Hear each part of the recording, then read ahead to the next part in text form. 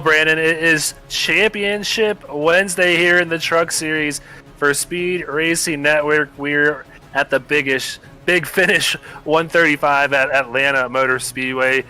Brandon, are you excited for this? We've been waiting all season long. It's finally here. Absolutely. After 20 weeks, we finally get to it, even though it feels like we just started the season about a month ago when we got lined up at Daytona and saw a great race there. But 20 weeks of racing has come down to tonight in Atlanta, our final 5 going for the championship, our last 2 teams standing going for the team title. We got the Tier 2 championship, everything on the line, over 90 laps today in Atlanta. Yeah, it's all come down to this. We've had an absolutely exciting run through the playoffs all the way up to this point, but this year it is ending at Atlanta Motor Speedway. We got 90 laps here around the 1.5 mile oval track, and as always, one faster pair, and I believe this might be the last time they ever have the opportunity to have that faster pair, so hold on to it tight tonight.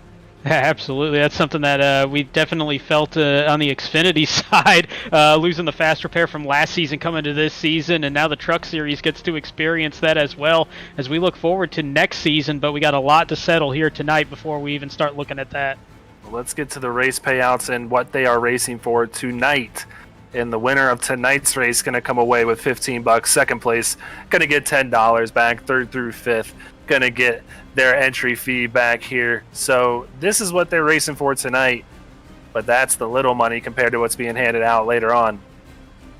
Oh yeah, and that $15 for first place could very easily be about $315 if it goes like what we've seen over the past few series last season, even with the race winner typically being the one walking away with the championship. $300 going to our season champion. Whoever crosses the line first among those championship 5 drivers will win that. $150 for second, $90 for third, $60 for fourth, $40 for fifth, but we also got 3 more guys that are going to be cashing in tonight.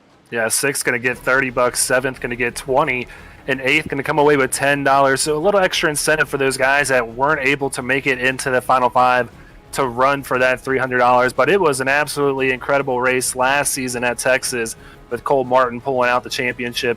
Who's it going to be this year? We're going to find out here shortly. But before we get to that, we got to get to the beer of the week, as always, brought to us by Beer Street Journal, and Sean Griffith is going to take it away for us tonight.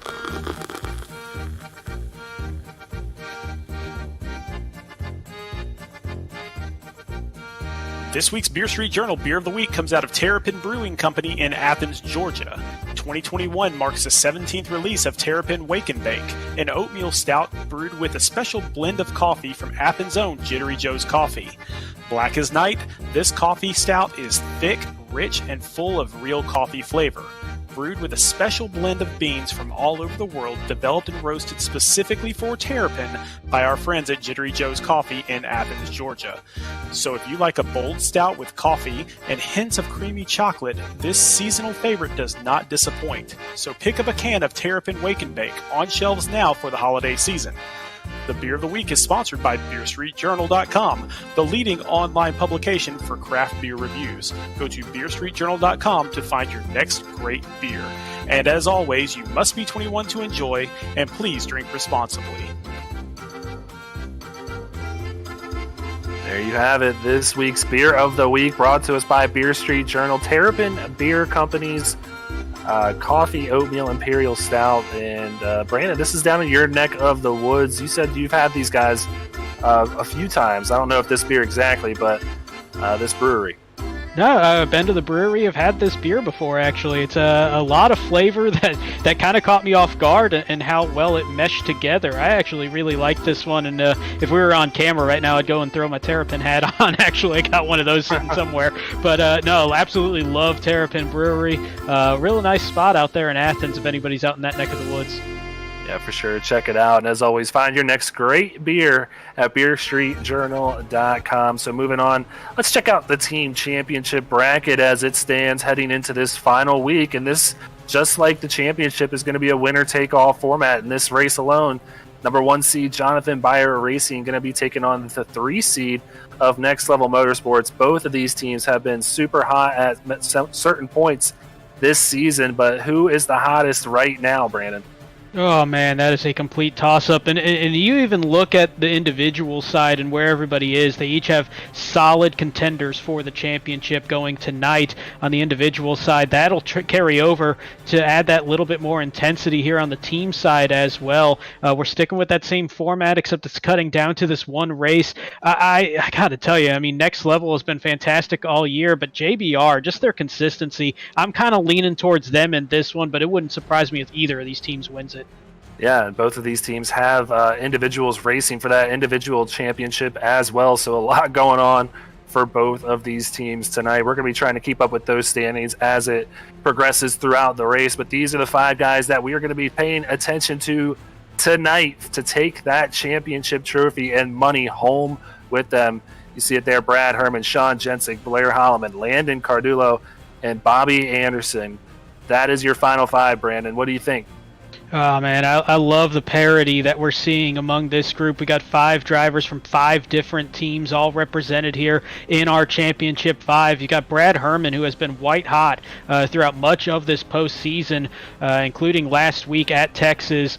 Sean Jensick has rolled off a few wins here sporadically over the course of the season, but he's consistently been up near the front. Blair Holloman, one of those guys that once we got to about midway through the season, it all just clicked, and he has just been incredible since that point. Landon Cardullo probably has been the most consistent among the Championship 5 over the course of the entire season. And then you got the wild card in this with Bobby Anderson, who just keeps finding a way to keep advancing. He did this last year too, made it to the Championship 6 last year, Championship 5 this year, just finding his way to point through. This is just absolutely, just pick your guy on this one. You got a legit shot at a track like Atlanta.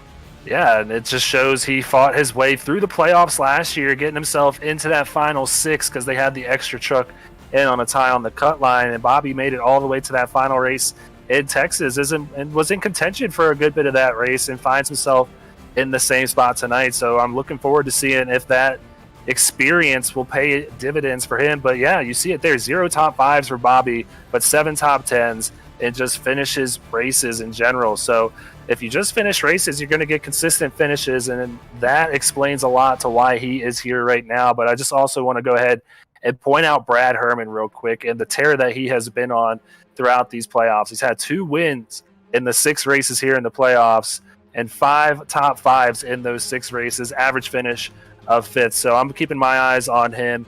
And I'm also keeping my eyes on Landon Cardullo. Also has 2 wins in the playoffs, average finish of 9.3. So not too bad. No, not bad at all. Those are the 2, I would say, the betting favorites here if you were going to look at it from an odds perspective, just from how they've done over the course of the season across all different types of racetracks. They have been just incredibly good ever since they got started here with the season. So that's kind of just a toss-up. I really like those 2. I still would not count out, though, Jensick, Holloman, and Anderson. Jensick, he won at Daytona to start the season real strong, obviously. He's got the most top 5s of anybody out of our Championship 5 with 10. So somebody to keep an eye on that might be in that mix there in that 3rd spot if you're looking at the odds.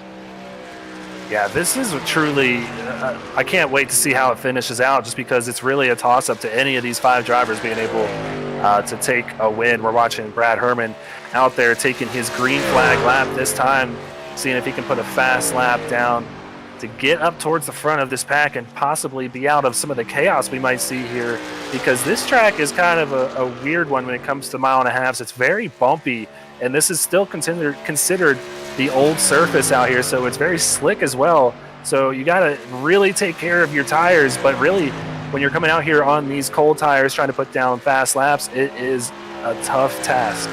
It's incredibly tough, and that's something that kind of caught me off guard, even going back from last year. And I believe that they updated the setups a little bit that we run on the fixed setup side of it. But it's a lot freer than it was last season. Really does want to kick the back end out. And the other thing you have to keep in mind is that we do run those lighter fuel cells than what they run in real life. Instead of the 18 gallons, we run more of a 13 gallon. That's going to lighten up the back end of these trucks even more and just add to that free feeling that you see. This is a great lap stability wise here from Brad Herman. See where this one puts him. And that's going to put him provisional pole 31.088. Yeah, well ahead of second place right now, which is Jason Cracky. That's 900s off the pace. Let's see if we can bring in Brad Herman and get a word with him before he hits the track. Brad, good lap there, up to the top of the boards. You're in it for that $300 tonight. How are you feeling about your chances here at Atlanta? Feeling pretty confident tonight. Hopefully the race goes my way and keep it up front. Well, hey, and you got all that confidence and momentum from last week. Somewhat similar track, a little bit different there, especially with 1 and 2 at Texas. But how do you think that's going to flow from last week coming over to Atlanta here this week on another mile and a half? Tires are going to be way more important here. I feel like the drafting is a little more intense here, so hopefully everybody's on their P's and Q's and we can keep it green.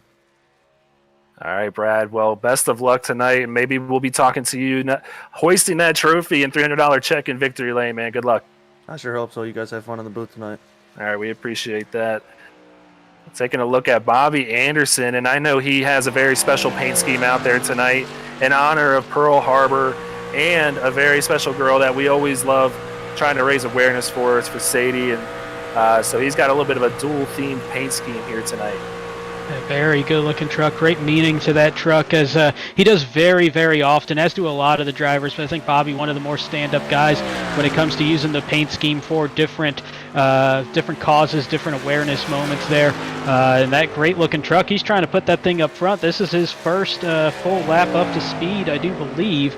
And coming across the line, this lap is going to put Bobby Anderson in the second position, 31.101, wow. Only 13 thousandths of a second off the pole. Yeah, I talked about that before he went on, and before we went on air. Bobby Anderson has some speed here tonight, was third on the practice charts, finds himself second now, just behind Brad Herman, only 13 thousandths off of his pace. Now looking at Landon Cardullo, another one of our final 5 racers here, comes in fourth place, so he'll be in row 2 if everything holds up. And this is another guy with a ton of momentum through these playoffs and has been really consistent all year, Brandon.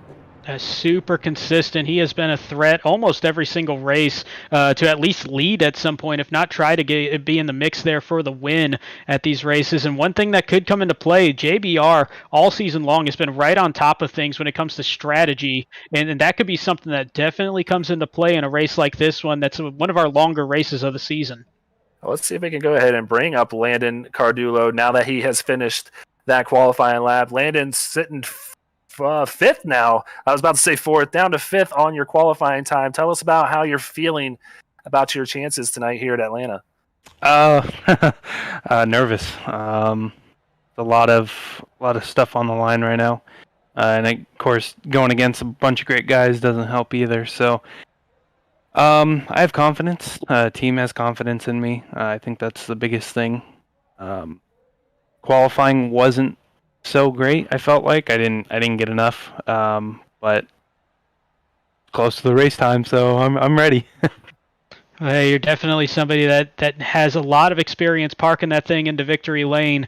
You got the full team behind you with JBR. We were just talking about the strategy side of that and how well y'all have done all season long. What do you think it's going to take to get that win tonight? It's just, I think if we're gonna go green the whole way, tire saving. I did a lot of runs, and it gets loose at the very end of the run. So you got to manage your tires, and I think fuel is a big thing as well. Make sure you don't overslide your pit box or slide coming into pit road, because that can ruin your race instantly. Well, we got about a minute before you get out there, get suited up, and get out on track. Best of luck tonight, Landon, and hopefully maybe we'll be talking to you after the race. All right, thank you, guys. All right, well, that was Landon Cardullo, a guy who's been very calm, cool, and collected up front all season. You could hear the nerves in him, Brandon. That just shows what it's all come down to tonight. Yeah, I was a little surprised to hear that little bit of nervousness there in his voice, and that kind of tells you what this moment is. You work for 20 weeks to get to this point, everything on the line here in this one race, and there's that one fast repair, but one mistake could cost you the season title that you've worked so hard for. Yeah, you really can't afford any mistakes tonight. If you do, you're going to need some luck on your side. So it's going to be interesting. But, some people might look at this and say, these guys are not professionals or anything. Why does it matter? It doesn't matter who you run. As long as you put 40 guys together for 20 weeks, you're going to want to be the best. So it's really come down to this. And this has been one of the most talented series I think I've had the chance to cover, Brandon, because it's been incredible racing all season. And I look forward to that happening again here tonight at Atlanta. Without question, this series, every single week over those 20 weeks, I feel like the racing has just gotten better and better and better, and it's really been reflective of the talent that we've seen here in this truck series. Yeah, well, let's go ahead and go through the starting lineup tonight for the big finish 135 here at Atlanta Motor Speedway. Jonathan Byer, who just missed out on making it to that top 5, is going to be on the pole tonight. Brad Herman, 1/1000th of a second off of his time, going to start in second. So that's going to be your first Final 5 driver there. Bobby Anderson, though, going to be right there in third, and Stan Carnathan going to be in fourth. In fifth will be Lucas Lyon. Sixth place will be Landon Cardulo, who we just heard from. So keep this in mind. Also with the team side of things, 2 JBR trucks, 2 next level trucks inside the top 6 as we start this race. A couple of Zuyos drivers in row 4 with Mike Mosby starting in 7th and Dave Fuge Jr. starting in 8th. Yeah, Troy Techmeyer there in 9th. Josh Mueller sitting there in 10th place. Michael Madden going to start in 11th. And Blair Holloman, another one of our top 5, going to be there in 12th. So there you see 4 of the 5 going to be in the top 12. Sean Jensick suffered a bad qualifying lap. He's going to be starting near the back. If I'm let me see, I'm trying to find him. He's back in 25th. Yeah, so he's going to have his work cut out here, but luckily has a good amount of time to do so tonight with the 90 laps. Yeah, this ties the longest race of the season with what we had last week in Texas, where everything is bigger in Texas. But the big finish also deserves a level distance race there. So 90 laps, 135 miles, plenty of time for Sean to make his way through the field, which we've seen plenty of times this season.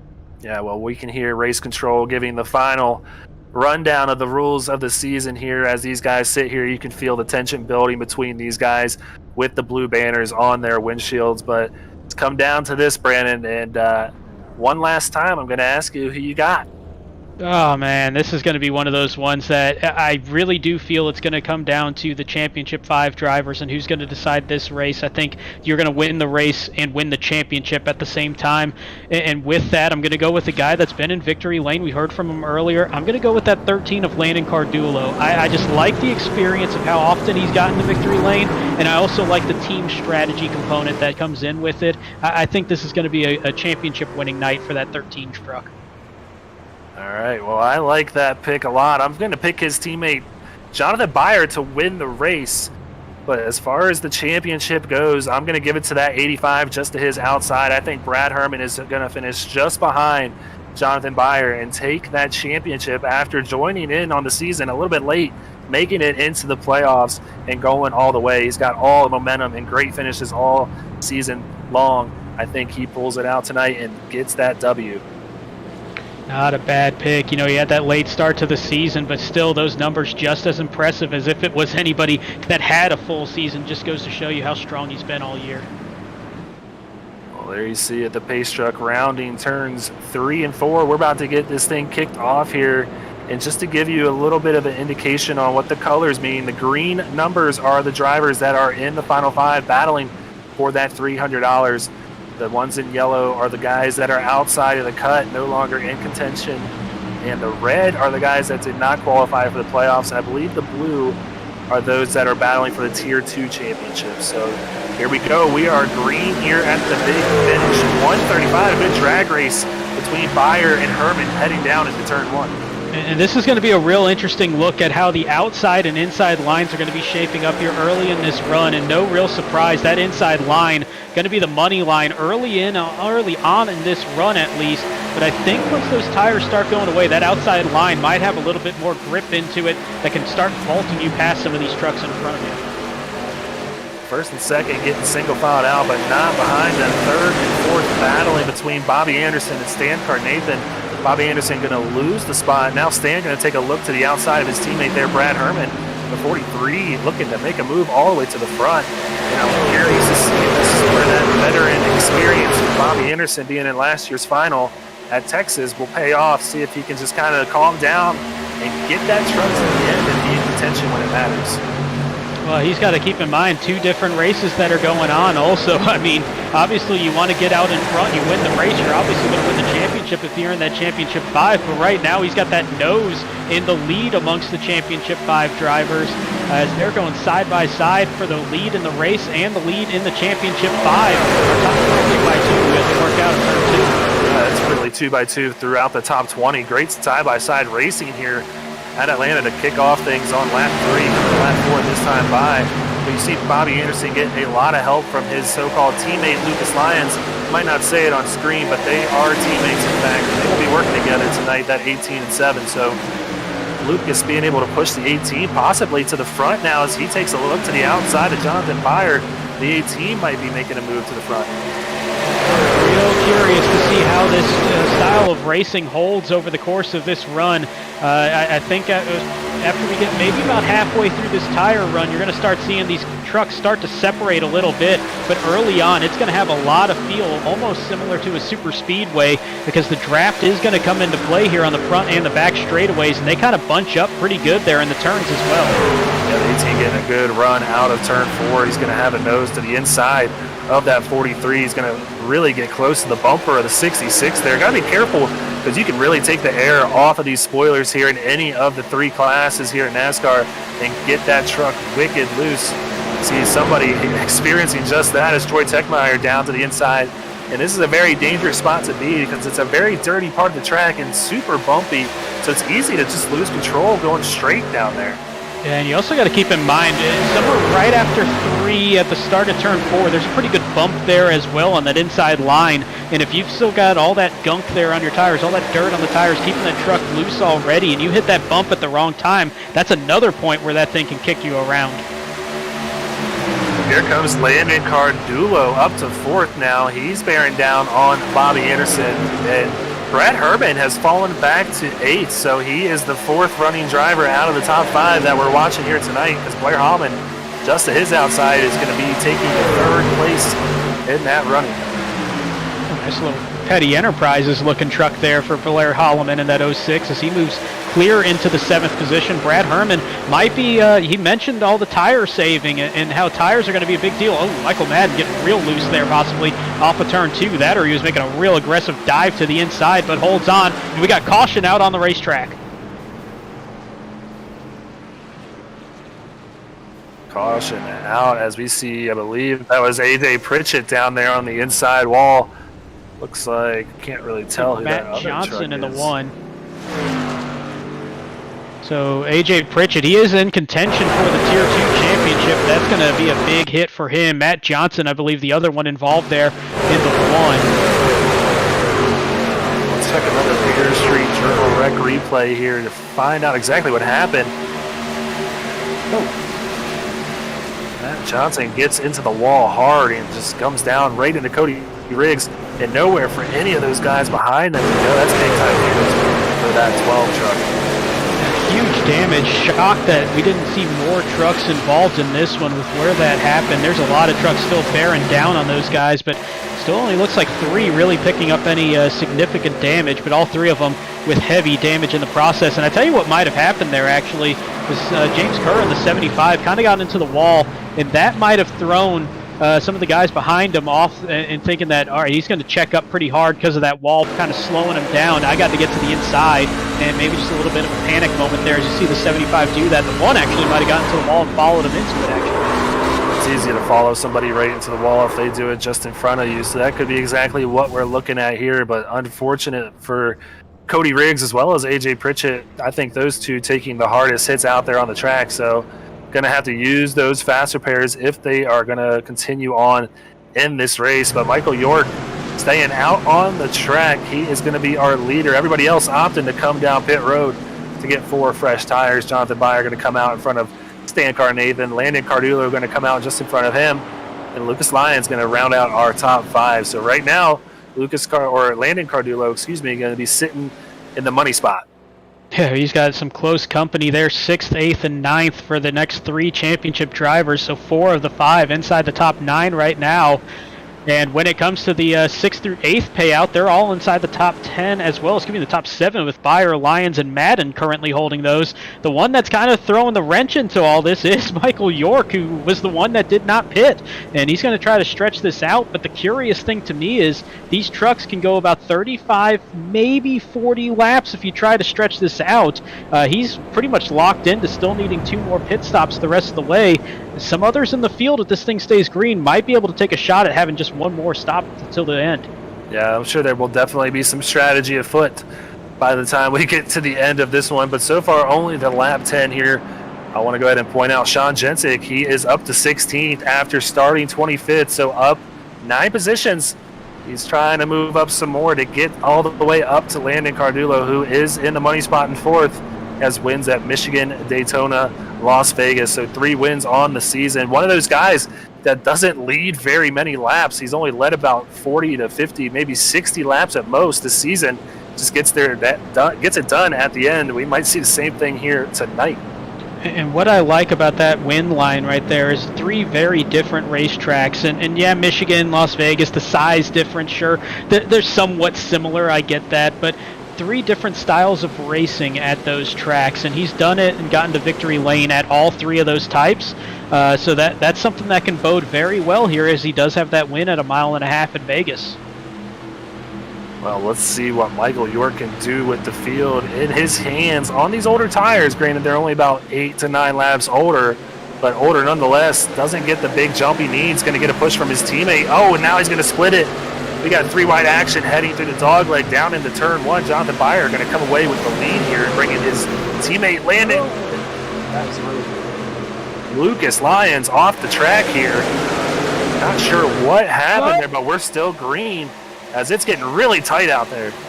Real close there. I'm trying to see who that was. Had a little bit of glare on that. Couldn't quite tell who that was right up against the wall. I believe that was Bobby Anderson in the 18, and it was, as they were getting pushed 3 wide there. Everybody trying to work around that slower truck of Michael York, who's on the older tires, just doesn't have the grip in those like everybody else, and he got stuck in the middle, and that was a terrifying moment for a lot of the Championship 5 that's holding inside the top 10. Everyone has stored that one in the memory bank now, knowing exactly what just happened. Oh, Kyle Wimble into the wall. Big wreck. Looked like Jacob Sala also involved. Blair Holloman went hard into the inside wall. Still no yellow out there on the track. Was that Brad Herman that was also involved in that? I believe it might have been.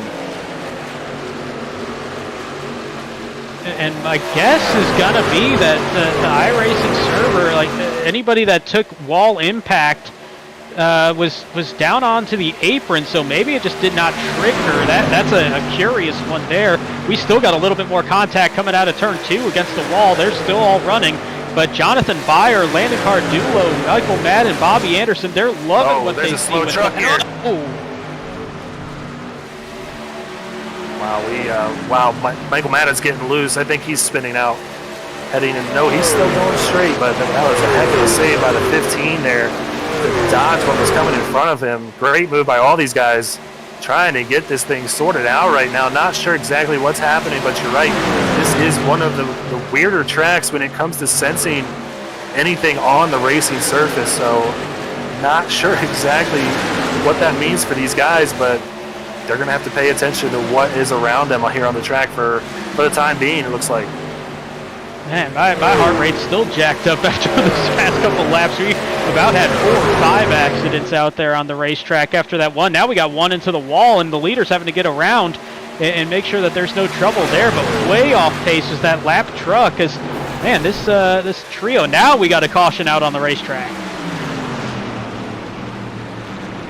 Wow, hearing Sean Jensick involved, big time damage there for the 29. Dave Hughes Jr. was that truck we saw really slow on the wall, so maybe might be seeing an instance here where Jensick didn't see Dave Hughes Jr. up there on the wall, maybe hit him really hard. We're going to find out here. Go back to the first replay here on the Beer Street Journal Rec replay. A lot to unravel here. I'm going to need one of these Beer Street Journal recommendations after all this. Let's we're taking a look here at the originals restart, and Lucas Lyons in that multicolored striped truck. He goes right down into the grass. Not sure what happened there. Maybe had a wheel issue. Oh, wow, just wedged that thing right into the tire barrier. Yeah, it might have been a technical issue there for the 7. Big time damage. This is what we were just looking at not too long ago with Kyle Wimble, Jacob Zala also involved, Dave Hughes Jr. And yeah, you pointed it out, Brandon. All these guys below that line, and it doesn't recognize that as any imminent danger for the cars on the track. Yeah, that would be another way of looking at it, as like somebody pulls off and just pulls out of the race. But the big one involved in that, you saw that petty blue and red of the 06 of Blair Holloman got caught up in this one. He went into the wall at the same time as Jacob Zala. There he is, making back up onto the racetrack. So out of the championship 5, he had the worst of it in this version of this wreck as we continue to take a look at this one. But he wasn't the only one after the series of accidents that we saw. Yeah, let's go ahead and find out exactly what happened to Sean Jensick, because he also had an incident before that caution came out as well, watching the 29 right here. And yeah, just barely eclipsed that 16 that was running slow on the outside wall. And I think what happened there is this is one of the tracks on iRacing that still doesn't have the safer barrier around that back straightaway outside wall, and it does kind of kick in once you get into turn 3. And Dave Hughes Jr. was trying to do right by sticking by the wall, giving everybody that space, but I think when he got to turn 3, that safer barrier came out, and I think that's what kind of kicked him down a little bit into the path of Sean Jensick. Well, the 29 was making a great run to the front, finds himself back in 19th now, but no fast repair to fall back on, because you see that truck is fixed back to tip-top condition, so he won't have to worry about being down on power or anything. So still able to compete with these guys, but doesn't have the luxury of, having that insurance card if something does come out. Yeah, he's going to be in that similar position as Blair Holloman. Holloman is going to be in the 21st position, Jensick going to be in 22nd. So they're both going to be really hurting here, but still 70 laps to go by the time we take this green flag. You can see the pace car light still on, so we've got a little bit of time before we get this thing going again. But there you see Jonathan Byer is going to be in first place. Landon Cardullo, the first car in the top 5, running for that $300 prize, going to be in second. Let's see if we can bring up the captain of Jonathan Byer Racing, the leader of this race. Jonathan, it's Greg and Brandon in the booth. Get a quick word with you before we go back to green. Started up towards the front. You're running in the front. How's that truck feeling? It's feeling good right now. Clean air is definitely where you want to be. The truck handles so much better. The only thing about running up front is you burn a little bit more fuel, and you gotta kind of self-pace to save tires. But so far, so good. I thought this might go a little bit more green, but we've had an interesting couple of events occur there. So this is kind of throwing a wrench in the strategy we initially thought we were gonna have to play, but I think we're gonna be able to adjust well. And most important thing is I have Landon right behind me right here, and he's what tonight's all about. So we're gonna try to help him do what he needs to do, but it's also good to see 2 JBR trucks up front for our team championship. Absolutely. Oh, go ahead, Brandon. I was just about to agree. Great night so far for JBR here in the early going. No, we got 1 to green, so we'll go ahead and let you get focused here before this restart. Thank you, guys. That was Jonathan Byer, our current leader out there as it stands, coming to the stripe this time to take the green on lap 20. So we're getting this thing gridded back up, and he talked about his teammate Landon Cardullo.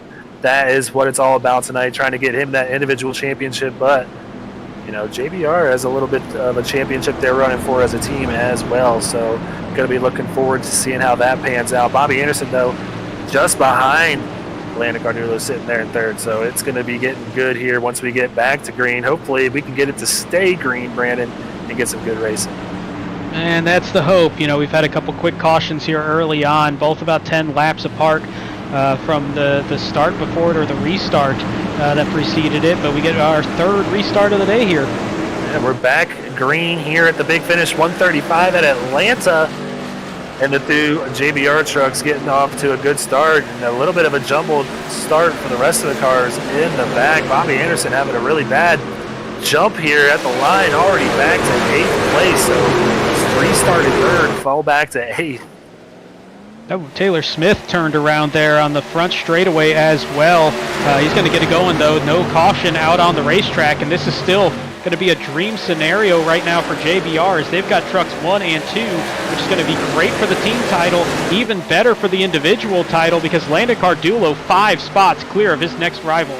Yeah, Brad Herman back in 7th, so he's got smooth sailing right now, but for the time being. But right now, he's going to have to keep an eye on Andrew Harris, who's taking a lead to the inside of that 13. Andrew Harris wanting to get back out in front here in SRN. You've seen him running up towards the front in previous seasons, wants to get back there in that 87 truck. He is out there with these guys running in 3rd place right now, though.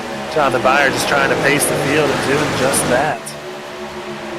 This is the first time we're really seeing this field kind of get sorted out single file, especially in the first couple of laps after a restart or the original start of the race. So I think everybody's kind of realizing this is a long race. We've already seen maybe about 8 or 9 guys burn through a fast repair after all these incidents that we've seen on track. And that margin of error is starting to get really thin for some of these drivers.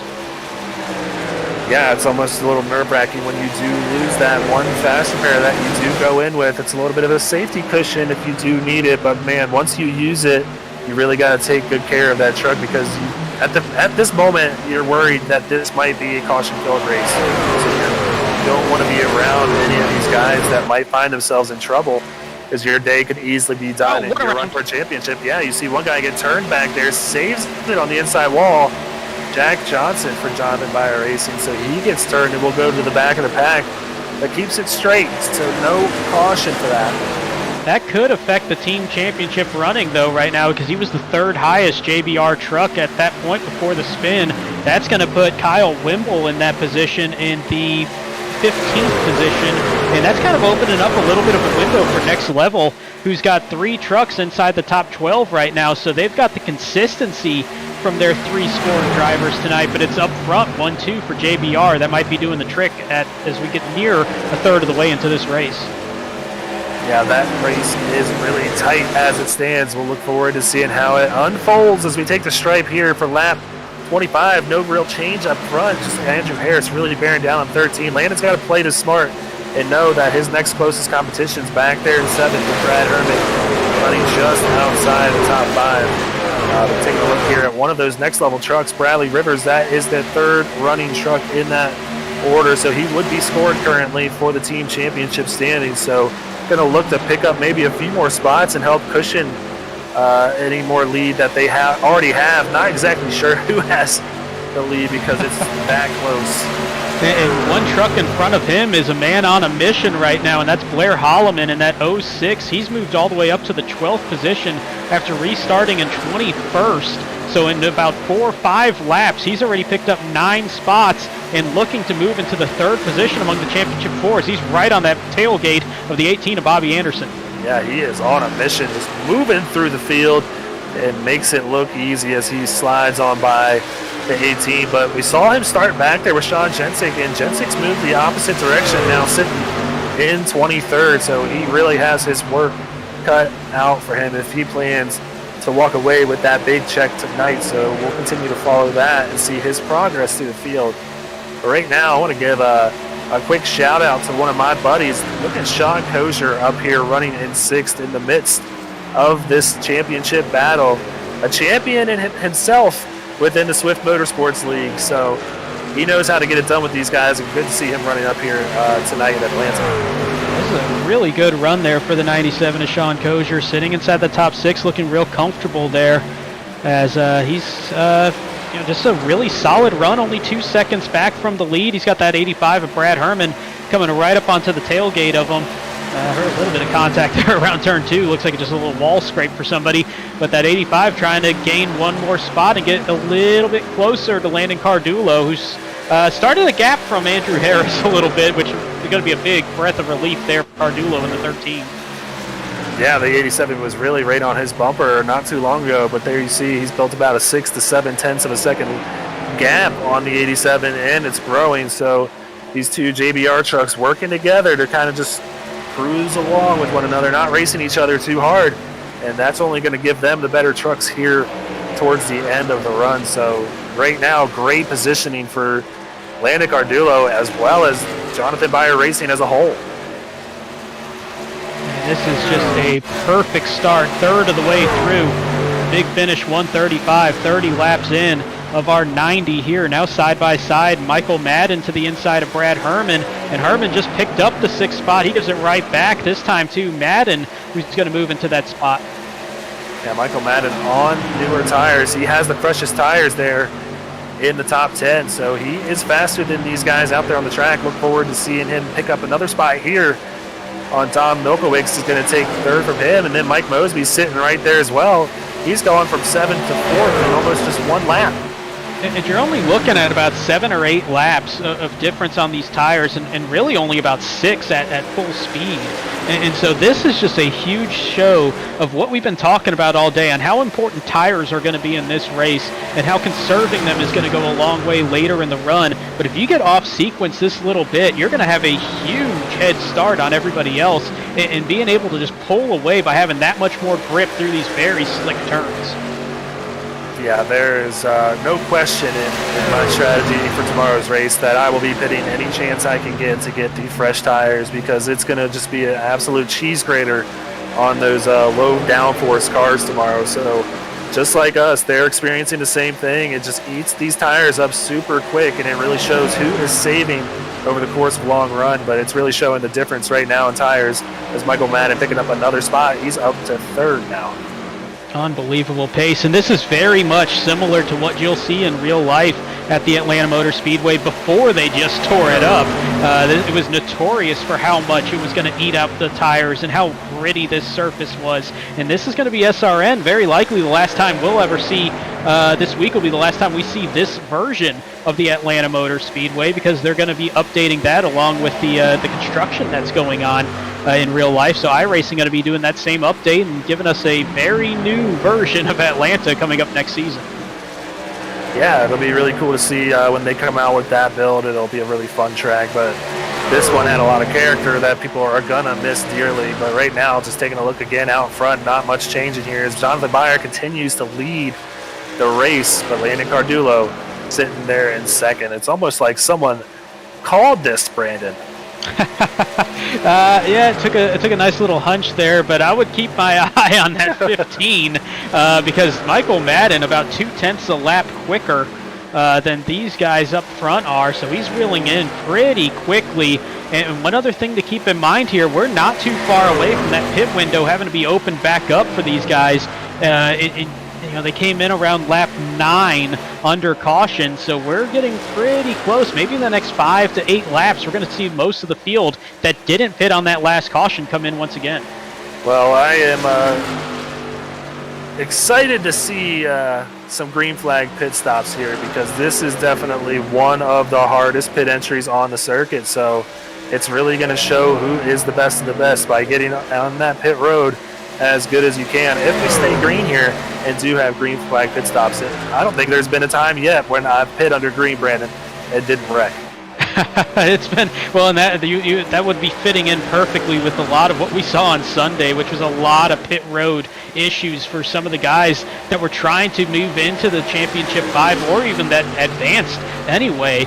We saw a lot of trouble getting in and out of pit road on Sunday in the Cup Series, and it's very possible with the pressure on these Championship 5 drivers, the Team Championship, the 6th through 8th payout, Tier 2, all these things, a lot of pressure on these guys to deliver under green flag pit stops on a pit road entry that does kind of creep up on you pretty quickly. Yeah, it's definitely different than a lot of the tracks we go to. Taking a look here at Brad Herman, up in the top 5 now, looking to make a move potentially here on Andrew Harris as he goes to the inside of that 87. You see it there, he's got wins at Richmond, Kentucky, in Texas. So winning last week, getting all that momentum heading into this week. And Atlanta's still got a little bit of work to do, but not too far back from that 13 that sits in 2nd right now. He's making his move up to that 4th position. Still got that nose out in front. He's going to be in a pretty good spot here unless Mike Mosby decides to slide in there as Herman kind of got in a little bit deep. That does hurt his run there in the middle of the turn. Might still get Andrew Harris a spot there. And no, Herman's going to get clear and slide up there in front of him. to get out in the 4th position. And Landon Cardulo going to pick up the lead. This will be for the first time today, picking up a bonus point. Of course, that doesn't matter. It's going to be who of the Championship 5 crosses the line first today. Yeah, exactly. And I did want to point that out. Like you said, bonus points not going to matter tonight. It's just whoever the highest finishing driver is in green is going to be your champion this season for SRN's Truck Series. So that makes it pretty cut and dry where we don't have to do any math, and that is just how we like it here, Brandon. Yeah, there's a whole lot that we got to keep up with, and that left side of the screen kind of giving you a good look at it. We've got Beyer, Madden, and Wimble would be in that 6th through 8th payout right now. Landon Cardulo, the highest placed driver, of course, is also highest placed among everybody inside that Championship 5 as well. So if it ended right now, he would be the champion. And also Kevin Winker there in 10th place had a pretty sizable lead in the Tier 2 Championship, and him running in 10th would put him in that position where if the race ended right now, he would be the Tier 2 champion. Yeah, him and Milkowicz are in the battle for that Tier 2, and Milkowicz is 15 points behind Winker, so Winker doing everything right here tonight to get that Tier 2 championship for those drivers that didn't make it into the playoffs here. But there you see Dom Milkowicz battling Andrew Harris side by side. Looks like the 33 going to come away with that position as the 87 starting to fade off pretty fast here.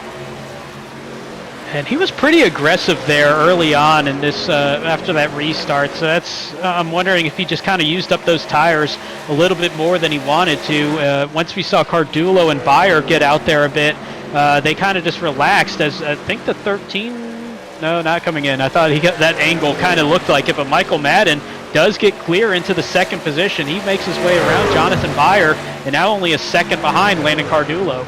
Yeah, not surprising to see here. We knew coming into this season, Michael Madden had an absolutely crazy average finish on 1.5-mile track. So used to seeing that black and blue 15 running up towards the front, but still has a little bit of work to do if he wants to get up there and spoil Landon Cardulo's day and take the lead here at the big finish 135 in Atlanta. But we are nearing that halfway marker. Who is going to be the next guy to come down pit road? I believe they only need, 40 laps to get there. We see Andrew Harris coming down, and I'm not sure he's going to have Bobby Anderson going to come down as well. So a little bit of a better entry there than Andrew Harris. I'm thinking Andrew might have got busted for speeding there. And what this is telling me, 34 laps for these guys that are coming in now. Think about the difference for these drivers that came in 10 laps later, and that would include Blair Holloman, who's running in the 8th position in the 06. He came in on that last caution. That's going to give him about 10 laps of buffer. That might be enough to cut out a pit stop, and if this thing goes green the rest of the way, he might be in a jackpot position. Yeah, we'll see exactly how it works out. I feel like I'm hearing somebody spin out on the track, but that might just be my headphones. Looks like we're staying green here. Is Landon Cardulo going to go by pit road one more time here, it looks like, and take the stripe to come across the halfway marker in this race. We're almost there to crown our champion here in the Truck Series with the 13, making it look easy so far. Dom Milkowicz coming down pit road, as well as Jason Crackey to get 4 tires in fuel. Real interesting to see how much Landon Cardulo pulled away. Michael Madden got clear of Jonathan Beyer for 2nd, and he was about 1.1 second behind Cardulo. Now it's 1.3, so even this late in the run, Cardulo just pulling away from Madden, who's got fresher tires. And here comes the 13 to pit road. Championship and race leader onto pit road. Yeah, nice and smooth entry right there, not putting that truck in jeopardy. But there you see Brad Herman getting a little squirrely, trying to get everything he can get, getting onto pit road right there. So hopefully not getting penalized there. Everybody pretty much coming down this time. So like you said, I'm not sure they can make it to the end. So we'll be curious to see what the strategy is if they split this next 45 in half maybe. Yeah, definitely going to be one more pit stop needed to make these last 45 laps. Little surprised to see Blair Holloman come in there. He probably just wanted to stay on cycle with everybody else and not get burned by some off strategy and maybe an untimely caution. But Michael Madden going to be staying out there. He's got about a 3-second lead over Kyle Wimble. So Madden going to try to stretch this out a little bit longer. Michael York onto pit road. Walt Lipicki and Rob Yost joining him. So most of the field has made a pit stop now. We're looking at just the top 5 still out on track. Yeah, Michael Madden not looking like he's coming down anytime soon. Might be trying to stretch it just enough to make this his last stop. So we'll be curious to see if that works out. There's just so much that is left to unfold here. John Jensic also maybe on that same strategy as his Rev Racing teammate and Michael Madden. So that could be a championship winning move for the 29 potentially. Man, that's the move I thought we were going to see from the 06 of Holloman, but we're seeing it from Sean Jensic, who was buried in the back of the pack after that damage that he got in that incident on lap 17. And looks like he's still got a little bit of nose damage there on the front of that 29 Revved Racing truck. But what he's doing right now is what he has to do in that position. If you're 5th out of the championship 5 and you're sitting way back in the positions, you've got to go off strategy from everybody else and take that home run cut. And if he can make it to about lap 54, 53, maybe, he might be able to stretch this to the end of the race if it stays green. Definitely got some front end damage, like you said, at some point though, which is killing the speed on that truck. So there you see 2 Next Level Motorsports trucks going right on by that 29. But he's Michael Madden spinning through the grass. Not sure if this was him coming on to the pits or not. I think I heard him cue up the radio that he was coming in this time by, so it was a pit entry miscue. The story of the night on Sunday has carried over to the story on the night here in the Truck Series as well. That's going to cycle the lead to Kevin Winker. It's him, Kerr, and Jensic, the last 3, still out on track without having made a pit stop with 40 laps to go. Yeah, Kevin Winker, your Indianapolis winner this season, getting it done this year in SRN's Truck Series, so not... he's used to being out in front in that 42 and is doing just that as we see Jensic see if he's going to come down this time. Potentially, he is going to come down here on lap 51 to take the stripe for lap 52. Going to be really, really, really tight to make it all the way to the end here. Yeah, race leaders, we're going about 37 laps, 35 to 38. Maybe they could push it to that 38. 39 is going to be a reach there. It's really going to be about 40 laps, actually. That's going to be tough, but something that is doable if you're willing to sacrifice the speed going into the turns and really get off the throttle early. And I mean, he's already got the damage on the truck, which he can't fix because he was involved in a big crash earlier, in which he needed that fast repair. So he's kind of already taken it easy riding through the turns as he's got a little bit of tight handling conditions, I'm assuming, as we see a 3-wide battle here. Blair Holloman splitting Bobby Anderson and Kevin Winker coming off a pit road. So the 06 of Blair Holloman up to 12 now. Bobby Anderson back at 13. Yeah, race leader to pit road. Kevin Winker going to be the next to last one to make that move. James Kerr is going to still stay out on racetrack, so he'll be picking up the lead. But then it's going to be Landon Cardulo about 0.3 of a second ahead of his teammate Jonathan Byer, and then right behind them is going to be Andrew Harris. So the top 3 that we saw after that restart kind of settled out are going to resume that top 3 battle after we get James Kerr down pit road for his pit stop. Yeah, that spin hurting Michael Madden big time. Finds himself back in 21st now after working his way all the way to the front on that pit strategy. So tough break for the 15, but like you said, that's going to eventually cycle the lead out to this 13 truck out in front. And just behind him, his teammate, keeping a little bit of cushion to those guys behind him. Brad Herman, the next closest in the top 5, running 5th. A moment ago, saw James Kerr in that 75 make his pit stop, so Landon Cardulo does pick up the race lead. 37 laps to go, which we already know is going to be about the distance that these trucks can go. They might be able to stretch it out another lap or 2, but so 37 to go. They've already been out here for about 9 laps. So this is going to be one more pit stop for these guys as we watch the 13 of Landon Cardulo catch up to that back tailgate there at the 29 of Sean Jensic. Yeah, I think the 29 can make it. If he starts saving early, I think the 29 is definitely able to make it. You see just how far off the pace he is right there. He's got to be careful not to lose too much time, though, because if he loses too much time, it's just going to pretty much wipe that out when they get fresh tires. So you can hear it. He is not on full throttle at all, just kind of coasting here down the backstretch.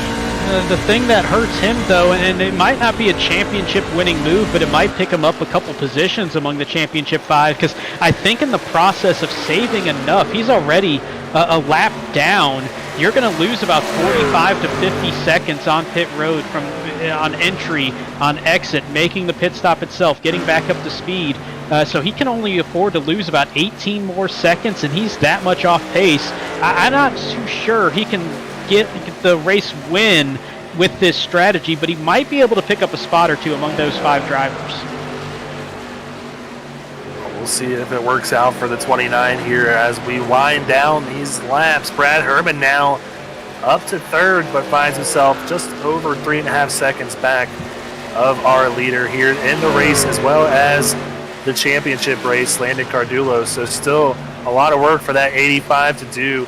Maybe you need a little bit of luck with the caution coming out, but there if he needs it. So there you see the 29 again, just how far off the pace he is. That truck is really crunched up on the front. Yeah, big time damage there for the 29. He definitely needs a caution just to get a chance to work on that, but he is a lap down. Currently does hold the, actually no, Walt Lipicki just got lapped, so that's going to put Lipicki in the lucky dog position. So that's a double whammy there for Jensic in the 29 as Landon Cardulo setting sail, now a half second ahead of Fire, but 3.8 seconds ahead of Brad Herman, his closest championship rival. He's going to stay out there and fight, though. You just never know what can happen here in a championship race. So, yeah, this is the battle we're going to be watching between the 85 and the 13. But the 06 still there in 9th place. And if we, like you said, get a lucky caution, it is going to shake things up because it's going to make sure that these guys can get to the end and they can really race as hard as they want to and try and save their stuff to the end. But we'll see if we get that caution or we just happen to run this thing green. Yeah, that's the big question. And on track, 11th place now going to Kyle Wimble, who works his way around Bobby Anderson. Anderson 4th among the championship 5. Wimble 2nd amongst, Anderson into the wall. And he's got some damage already on the right side of that 18 truck. I think that was actually before his last pit stop as well, but that is some pretty heavy aero damage to the right side for sure. Big time damage to the right side of that truck. It's not going to be happy at all. So he is also going to be one of those drivers looking for a caution to come out and possibly get some damage fixed on their hot rod. But this is really shaping up well for the 3 guys out in front, Landon Cardulo, Brad Herman, and Blair Holland, all able to kind of pull away from what is now Bobby Anderson and Sean Jensic falling back to the pack. And it's 3rd of the race left to go, 30 laps remaining. It's Landon Cardulo leading the race and the championship. Herman 3rd in the race, 2nd in the championship. Holloman will be 3rd among the championship 5, with Bobby Anderson in 4th among those 5 drivers, and then Sean Jensic 1 lap down in 24th, will be 5th out of those 5.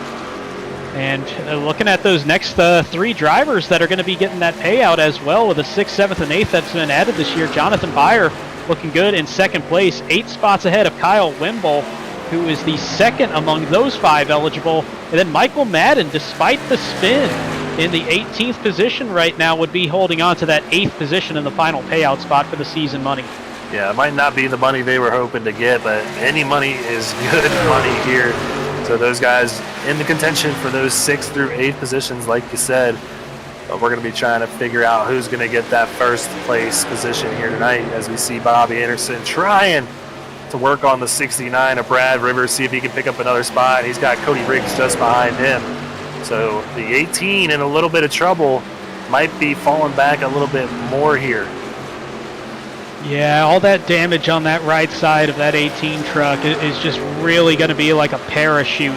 And how that truck's going to be handling, it's going to affect the speed as well, because it's just kind of kicking out those wheels a little bit. It's just going to grab that little bit more air. And at a track like this, where you're already kind of on the edge of stability with these trucks, even with all the downforce that they have, it's just so loose. Any aero damage is going to be heavy. And Brad Herman coming in on lap 64, it's been 18 laps, 19 laps since he last came in, so he's really trying the undercut to try to get out in front by the end of this pit cycle. Yeah, see if he can fix this damage too. I bet we'll see that right side pop out and get a little bit of damage fixed with that one fast spare that he should still have in his pocket.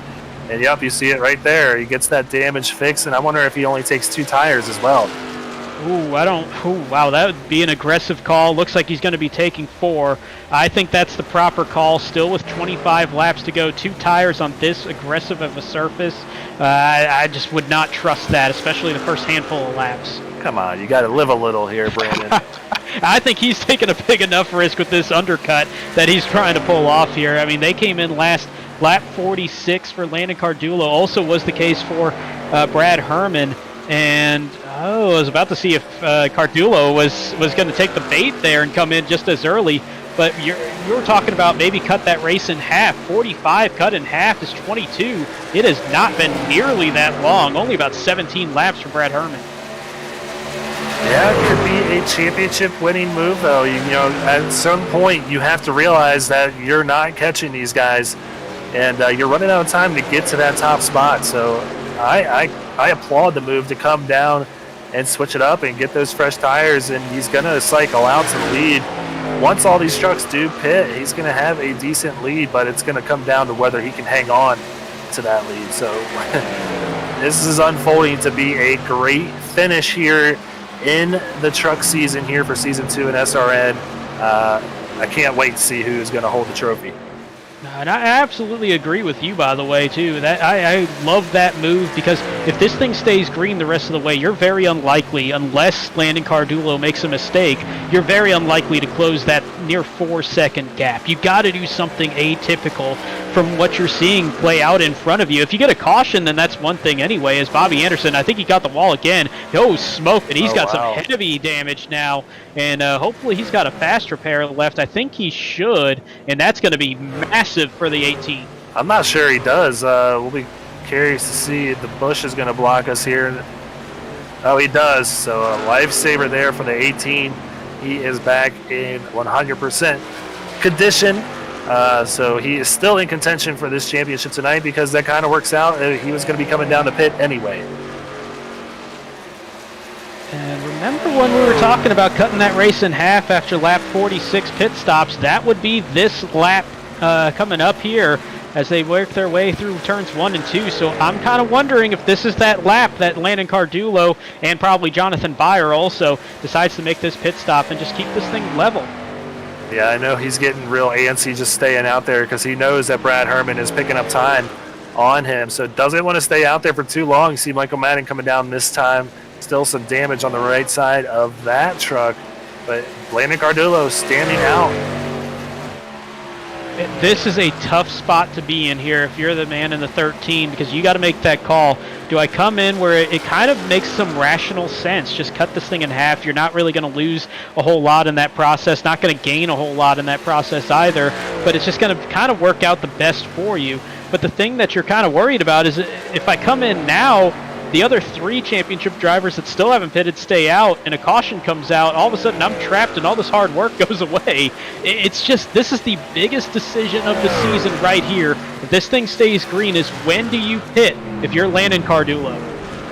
Yeah, at the moment has a 12-second lead over the next closest playoff driver, and there's the caution.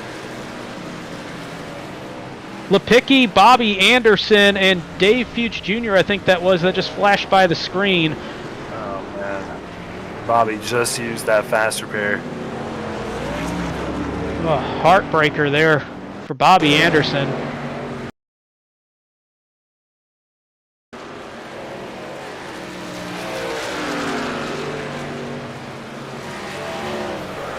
Oh. Yeah, it looks like Walt Lipicki was either coming down pit road or just got loose and kind of came low on that line, and maybe Bobby Anderson thought he was coming down pit road, and in that process he kind of had to react, and there you see it, like, as the 64 comes up track, Bobby Anderson in the 18 goes right up the racetrack trying to get away from the 64 and not run into the back of him, and in doing so he just lost the front end of that truck and went straight into the outside wall on that first dogleg of that double dogleg quad oval or quad straightaway. And we saw a hard impact there for Walt Lipicki in the 64 and Dave Fuge in the 16. Oh, sorry, that would be Zach Burgess in the 40, similar looking truck. You're going to have to bear with me. I'm working to get my stream back up. Oh, well, kind of walk through this one then a little bit as we ride on board with Zach Burgesson in the 40, who just not really many places he could have gone on that one, as Walt Lipicki was, that nose is pointing right towards that outside wall, kind of blocking most of that racetrack. But there's the view from Bobby Anderson, and if Walt Lipicki just got loose, it definitely looked like he was going to be coming down pit road, and then just kind of came right back up onto the racetrack. I'm assuming he got loose. The other possibility is he was coming down pit road and knew he was carrying too much speed and wasn't going to make it, and maybe try to rejoin the track. But either way, it definitely caught Bobby Anderson off guard, and that was the worst timing for Anderson, who just made that pit stop and just used that one fast repair that he has. All right.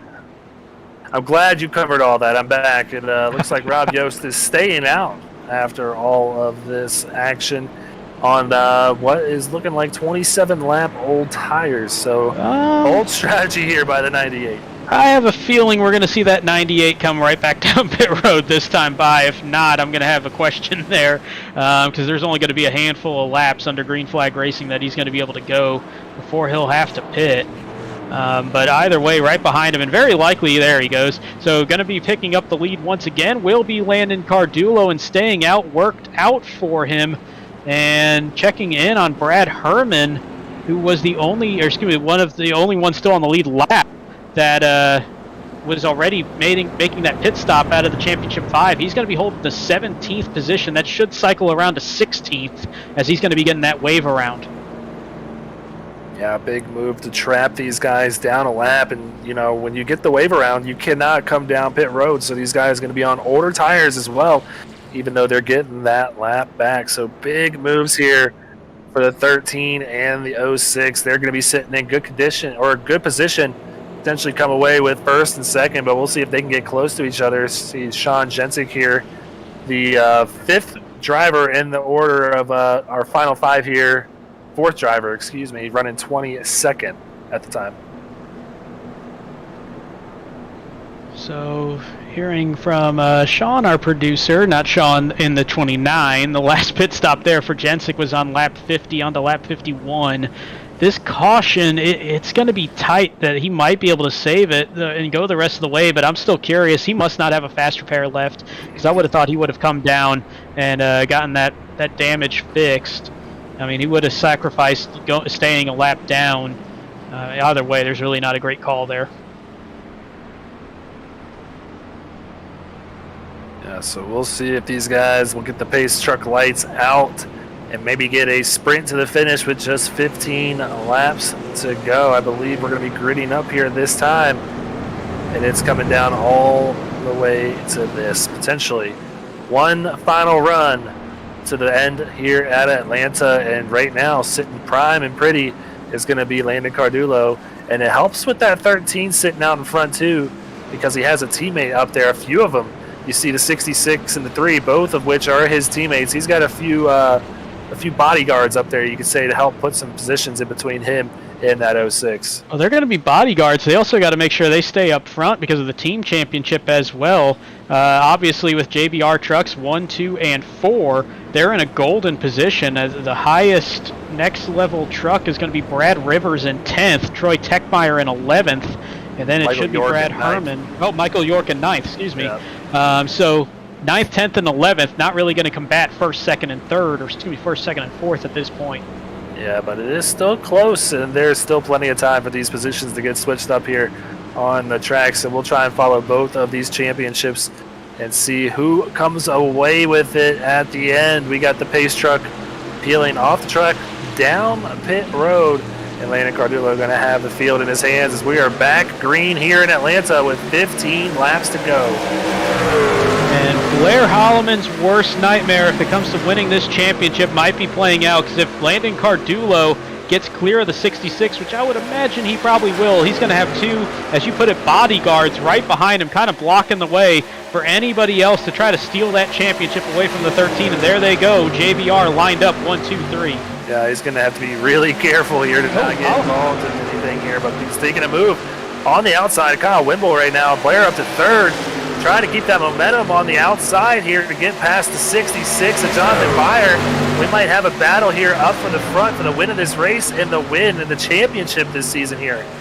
What a drive on this first 1.5 laps now since this restart from Blair Holloman. He's moved all the way up from 6th to 2nd. He has just gunned it around the outside and made it stick. Yeah, been one of the most talented young rookies here this season. Now making a move to the outside of Landon Cardulo. Could he be taking a move for the lead here in the race and possibly the championship? We got a drag race to the start-finish line. Oh my goodness, 13 laps to go, and it's down to the 13 and the 06. The next championship contender isn't going to be anywhere till the 14th position, but we're side by side for the race lead and the championship lead. Getting super tight there out of 2. 13 has to check up a little bit, but stays to the inside of the 06. Blair going to try everything he can here to potentially clear the 13 on exit, but the 13 gets a good run, slides up. Another drag race back to the line. The one thing to keep in mind, this run is going to be just long enough that tires could be a little bit of a factor, as aggressive as they're running right now. If anybody else kind of moves into this picture, they might have a shot trying to be a little bit conservative, but that gap that's built up might be plenty to prevent that from happening. But this is unbelievable. Over 2 laps side by side for the championship lead. Yeah, I don't think either of these guys care about tires right now. Coming back to the stripe to take 11 laps to go. Not much has changed. These two still door to door on one another. Blair Holman going to take the edge though, heading into turn 1, but not going to be able to clear the 13 as of yet. Oh, goodness, this is unbelievable. That outside might be gripping up just enough to get. Oh wow! Big wreck here between the two drivers racing for the lead. Oh, is that the 13? Landon Cardulo upside down, flipping into turn 3. Wild ride for the championship leader for much of this race, and now all of a sudden, everybody in the championship 5 is running into problems tonight. Had to take a tow to the pits too. That's going to be a big time penalty for the 13. So just everything came down to that moment, and just terrible luck for Landon Cardulo. Both of them just hard racing here, and it looks like the 06 nearly got clear, and hard to tell from that angle. That was our friend Netcode. I think we saw a big gap there between those two trucks. If we can get a better look at that. But big time damage right here between 2 of the guys racing for that championship prize. And now Brad Herman sitting in the best seat on the track. Still not sure netcode or not. I think that was. Oh wow, there's a ride, and we cut away. Oh no, we're back, and oh wow, yeah, he's flipping a lot. That's not good. Wow. Man, that's a long flip for him too, just because he knows at that point in his race that was, I think, a big time netcode. Yeah, I'm gonna say netcode. There was a little bit of. Oh wow, that was Josh Mueller in the 26 also going rolling. There's some netcode. I think there was a little bit of Cardulo trying to keep the nose there, maybe try to get a little bit of a side draft down that back straightaway. We get a good slow-mo look, and little contact. And honestly, I honestly thought that the 06 was clear getting out of 2 from the angles that we saw originally, and I'm wondering if in that cockpit of the 13, maybe Landon Cardulo thought the same. And try to get tucked in line there behind him, and just inches away from being clear, and that's going to be a championship hope ender for the 13, who has led much of this race tonight. And unbelievably, the championship leader now not even inside the top 10. You got to go to 12th place, and Brad Herman, who picks up the championship lead 7 spots clear of Sean Jensick, who's going to be sitting in 19th. This is absolutely insane, and this is what I was worried about when I saw just how close those two were racing, and they just made the tiniest bit of contact and find themselves in a lot of trouble right now. But yeah, there you see Brad Herman there in 12th. The next closest is going to be Blair Holloman back there in 19th, and Sean Jensick, the 3rd truck in that running order, now sitting at 20th. So you gotta love what you just saw. If you're the 85, you just got a really lucky card dealt to you. But man, for those two drivers battling there for the lead and for the whole season, that is probably the most deflated they've felt in quite a while. Man, this is the second straight broadcast. I'm just left pretty speechless at what's transpired over the last few laps. We had that on Sunday with all the chaos that we saw in the last 40 laps of that race, and then once we got to halfway, this race, just another one that gets flipped upside down on everybody. Man, it's looking like a golden situation here for Herman in that 85 truck, as we only have 3 of our championship 5 now on the lead lap, and 2 of them looking like they are very much likely done for the race. Yeah, they're very wounded. I've been watching them. They both keep coming down pit road each lap to get a little more time on fixing their trucks, so that just goes to show just how damaged these 2 trucks are between the 06 and the 29. So Brad Herman has this thing wrapped up in a bow sitting right in front of him under the Christmas tree. He's just all but opened it yet, so still a lot of time for anything to happen here tonight, but right now shaping up to be an 85 W here for this season in SRN trucks. And it wasn't too long ago we were looking at this as he got trapped waiting on that wave around and kind of nearly being that lap down, sitting in the back, and how far away he was. And now all of a sudden he's sitting in that great position, leading the way, has a significant gap. Just unbelievable what can happen over 7 laps on a racetrack. Yeah, just bizarre to not see any of the drivers in green sitting inside the top 10. But right now our leader, Jonathan Byer, going to be pacing the field to get them ready to go when they'll take the stripe with 6 laps to go. So 2 JBR trucks still up here, even though they had 3 in the top 4. We're sitting really pretty for that team championship, so that's going to help out Next Level Motorsports a little bit. Still got James Kerr there sitting in 6th, though, so still 3 trucks in the top 6, not too bad for JBR, but we're going to see that pace truck peel off maybe for one final time this season, and we're going to see who takes the W here for the race here for the big finish, 135, and we're green. Jonathan Byer leading the way, Kyle Wimble just behind him, and Kevin Winker is sitting there in 3rd. Man, where did Kevin Winker and Don Milkowitz come from? All of a sudden they're sitting there in 3rd and 4th, and James Kerr in that 5th position, Jack Johnson in the 6th position. So we got 2 teams representing the top 6. Now Troy Techmeyer trying to break that up, but Jonathan Byer and Kyle Wimble liking what they see in those rearview mirrors as everybody else stacking up 2 by 2 behind them. Yeah, trying to keep an eye on this battle here in the back. Blair Holloman was passing so many trucks to start, trying to get past those slower trucks, but now finds himself well behind the field. So going to have his work cut out to possibly catch Brad Herman, who's now up in 11th, just got passed by his teammate there in the 5. So Next Level Motorsports trying to make a surge to the front, potentially win that team championship as well as that individual championship here with 5 to go. Yeah, going to be tough though, as they got 4 JBR trucks sitting inside the top 6 right now with Byer, Wimble, Kerr, and Johnson. So that's going to be, they're going to need a mistake here in these final 5 laps from at least a couple of these JBR trucks to really have a shot at that. As we watch Kevin Winker, he's well on his way to the Tier 2 championship, sitting in that 3rd position. Yeah, great run tonight for the 42. Really shows just how strong he has been in that Tier 2 championship playoff. Probably going to come away with that championship. So congrats to Kevin Winker if everything holds up for him. But Jonathan Byer just kind of putting a little more distance between him and his teammate Kyle Wimble there running in 2nd. So these 2 JBR trucks looking like they are going to take the stripe first here, but we got 3 more laps to go to figure that out. And this is going to be a bittersweet one here for Jonathan Byer should he hold. And you heard him early on in this race talking about how important it was, how everything was about landing Cardulo tonight for this team and trying to make sure that that 13 truck wound up with a championship and getting that $300 check. That's not going to happen. Oh, boy. With 2 to go. Oh, my goodness. That changes everything. I think I saw Blair Holloman. I think I saw Blair Holloman's Petty Blue 06 sideways. No, Blair's there. still going. Yeah, Blair's still Oh. good. It was a blue truck, though. Trying to see who that was exactly. Thank you for the save there. Oh, Cody Riggs got into the wall with 69. Nowhere really to go, and Matt Johnson kind of had to go down to the inside and saving it.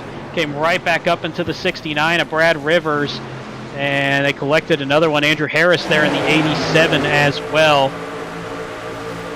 This wall sneaks up and grabs so many drivers here and then just nothing for these guys. Ganger Harris with a huge hit there in the 87.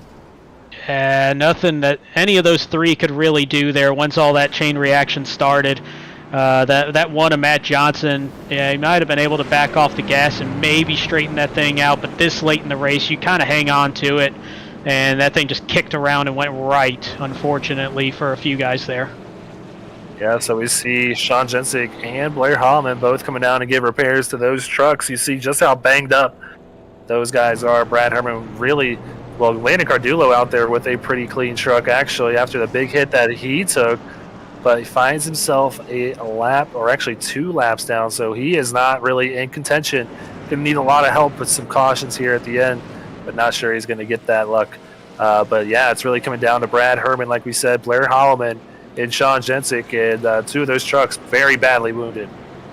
Yeah, very. Man, this is just a crazy one here with these Championship 5, and maybe that old broadcaster Hex came back there by saying that. I'm pretty sure that the race winner is going to be the championship winner, and we only got one inside the top 10, and that's Brad Herman in that 85. But we talk about the momentum that he's had all postseason long, and parking that thing in victory lane a couple times during these playoffs, and just really catching fire over the past 6 races as we got to this point in the 7-week playoff.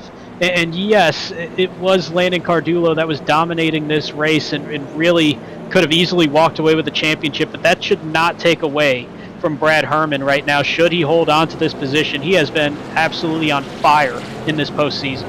Oh yeah, he's had the best numbers by far of any driver here in the postseason, so definitely earned in that 85 camp. Came on late on the scene in this season and just made his name early, picking up wins left and right and leading a lot of laps in this 85 truck. So definitely well earned by Brad Herman this season. So yeah, we still have a few more laps before we get back to green. Well, this will be our first green-white checker out of 3 attempts here tonight. Well, what wouldn't it be if we didn't have overtime here to close out the season? So like you said, 1 of 3 attempts. We won't go beyond that, like you see in the actual truck series, where I think they had probably 94 of them at Daytona earlier this season. But Jonathan Byer, he's been really good on these restarts, not just tonight, but all season long, and he's got a little bit of help there. So have Kyle Wimble to the outside, and then 1 row back. 2 rows back, he's going to have JBR trucks as well, with James Kerr in 4th and Jack Johnson in 6th. Yeah, they pretty much have this thing in the bag if it stands the way it is, but they're going to have a few more laps to figure that out exactly. But, you know, like you said, Next Level Motorsports is not too far behind, and we've seen crazier things happen. We saw it happen not too long ago with a wreck between the top 2 drivers here tonight, between Landon Cardulo and Blair Holloman. So what's to say something else big doesn't happen up front? It's been great racing all year long here, and even better tonight at Atlanta. What do you say we take it around 2 more times, Brandon? Hopefully it's only 2 more times once we get this restart, but with everything on the line, you know, there's going to be a lot of aggression out there, and we got team warfare to keep an eye on here. Inside the top 10, 4 JBR trucks, 3 Next Level trucks, all with a shot to win that team title here.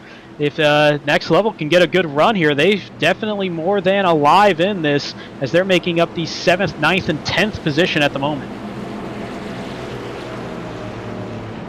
So we got about a half a lap more of pacing, and then we will be ready to go here at the big finish, 135.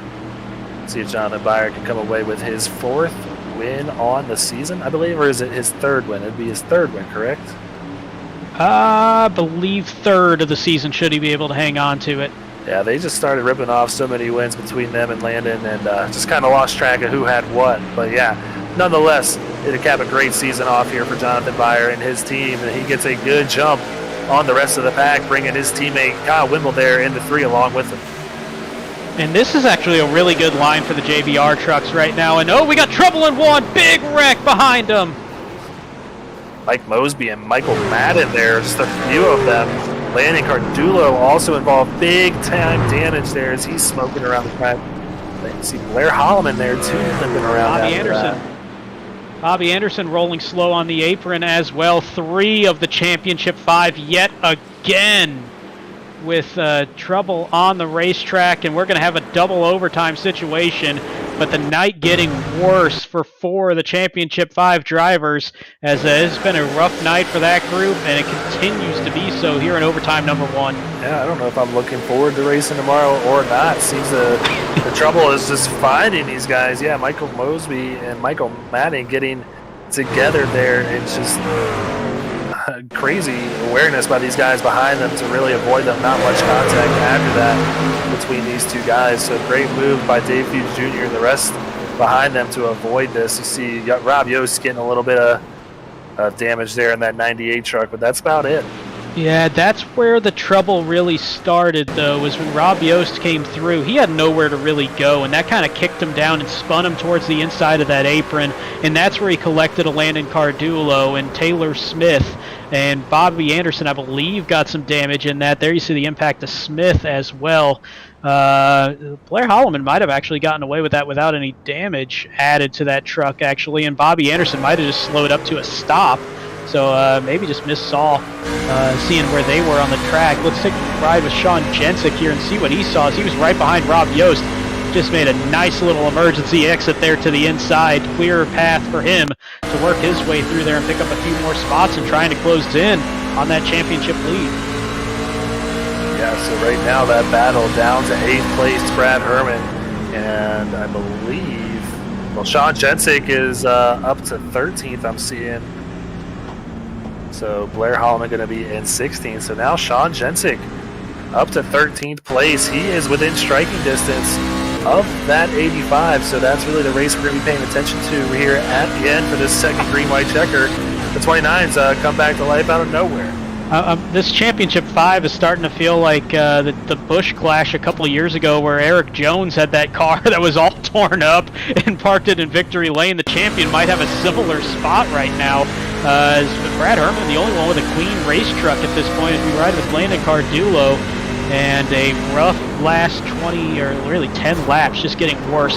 Nothing for Cardulo to do there as Rob Yost got turned down right in front of him. But yeah, like you were talking about, this race really coming down to Brad Herman in the 85 and 8th place, and Sean Jensick in the 29 and 13th. And honestly, among the Championship 5, Jensick, we almost kind of wrote him off with the trouble that he had early in this, with him kind of being so far back behind the other 4 Championship 5 drivers, and now here he is only 5 spots behind Herman. Well, yeah, it's like I said, man, he just doesn't lead a ton of laps. He just gets there at the end and gets it done. And in 3 wins this season, he's led 63 laps. So that just goes to show you he does not dominate races by any means, but knows how to get it done with those 3 W's.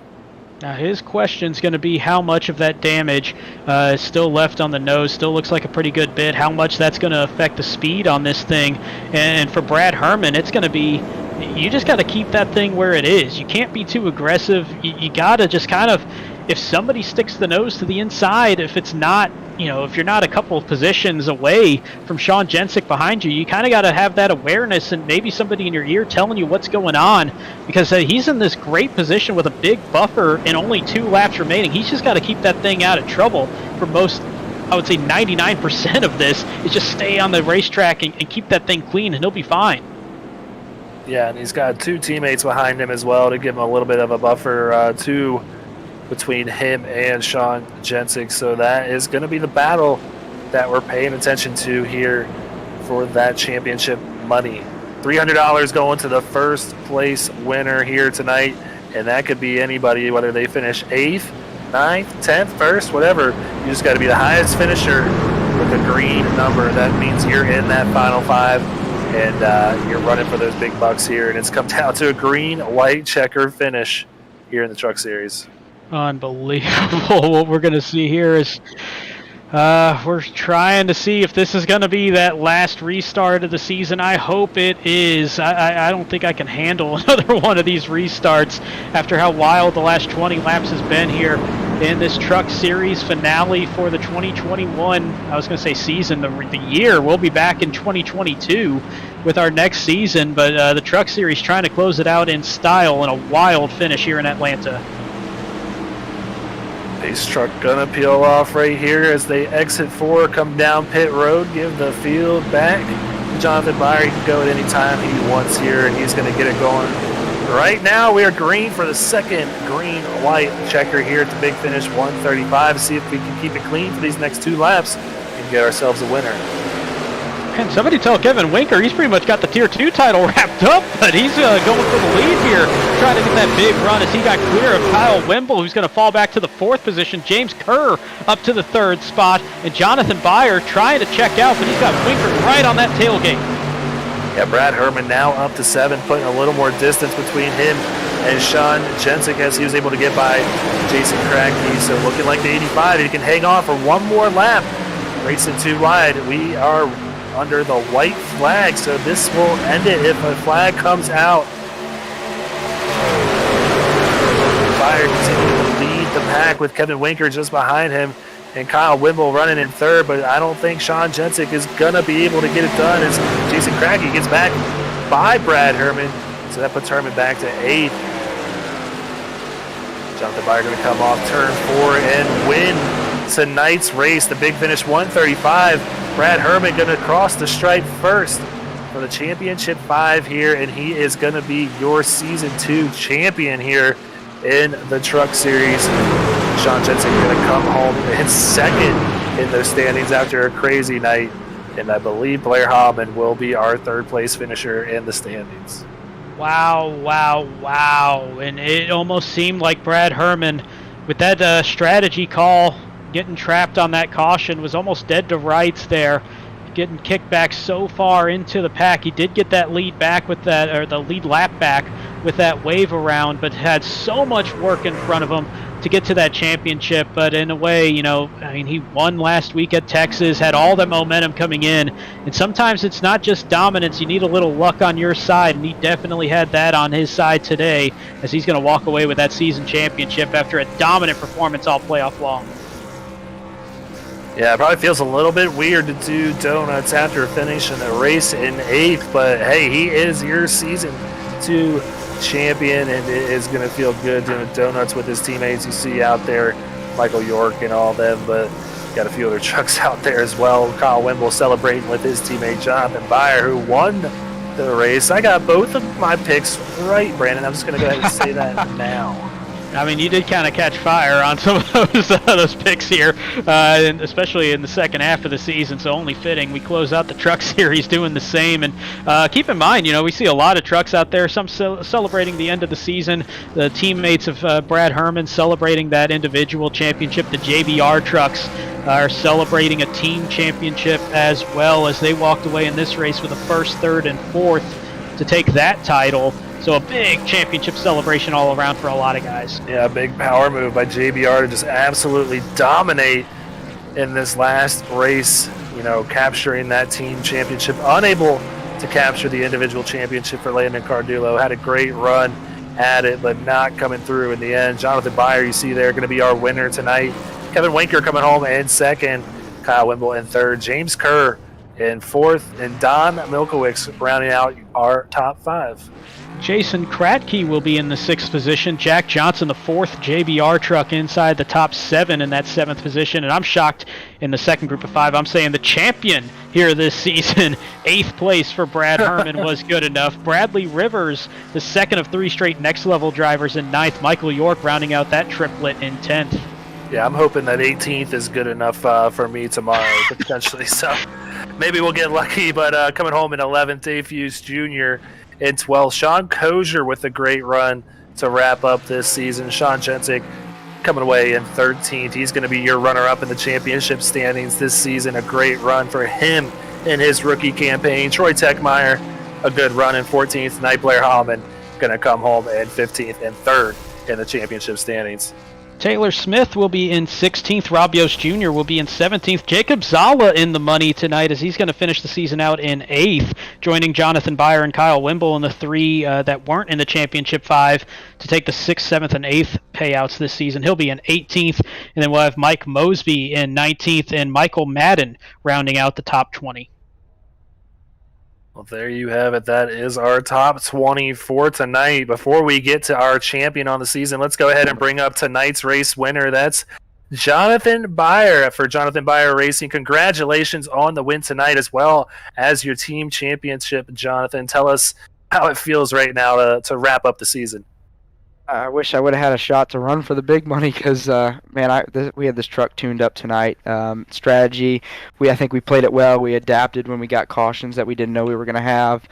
And unfortunately, it didn't work out for our teammate Landon. But, the strength of JBR came out tonight, and we put 3 trucks inside the top 4 to lock down that team championship. So the team, we're super excited and pumped about that.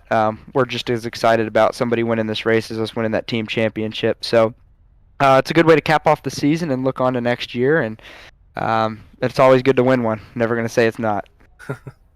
Yeah, absolutely. In that team championship, I know a little bit bittersweet. Landon had that great run going there, and unfortunately had that issue there. But this season in general for JBR was really just a power season. Once you got that first win there, the dam really broke for JBR, and obviously walking away with the team title as well. But what does that do going forward for your group of guys? Well, it's it just builds on what we've already built here, and just reassures us that we're doing the right things and instilling the right values in our drivers, having the right discussions, and doing what we need to do to be successful in building this program. Because we're real serious about this, and we take pride in what we do, and it's amazing when it pays off like it did tonight. And it just shows the strength of our team that the guy that led a majority of the middle part of this race, something happens and his teammates are right there to take up the load of the points and still finish the race off for the team. So we're super excited. We're coming back in the Truck Series and Xfinity Series next year with a little bit different driver lineups that'll be announced soon. But we're super thankful for our partners that have been part of JBR and will continue. And no, we're going to celebrate this one big because the team championship means a lot to us. Yeah, I know it means a lot to you and your partners that you've brought on this season. So before we let you go, why don't you go ahead and give those guys a shout out? You got a lot of sponsors on board with you guys, and that just says a lot. We are thankful for our team partners. We wouldn't be able to do anything we do without them. They're the backbone of this team. And the big ones. Bolify was on my truck all year. Super big backbone of the team. Glitch Energy came on this year, which I hope you're enjoying your pack that Sean sent you. Yeah. Really good stuff. We're happy they'll be out with us again next year. K&N Filters, Shoeline.com, Blaine's Farm and Fleet, Tournament Pay, and then tonight we capped the season off with a special paint scheme paying tribute to our Oklahoma Christian University athletics bowling team that I'm part of. A little bit of special scheme I wanted to do for them because I know that some of them watch these races, and it was a fast one. So appreciate them having my back, my family, parents, sister, and everybody that supports this team, watches every week, and supports SRN.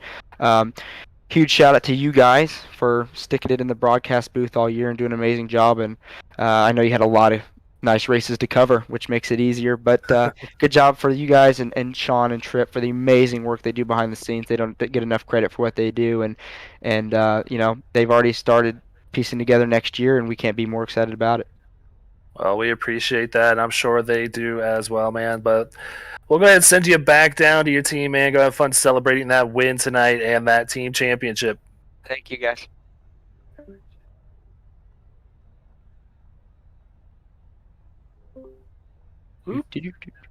I actually moved myself into.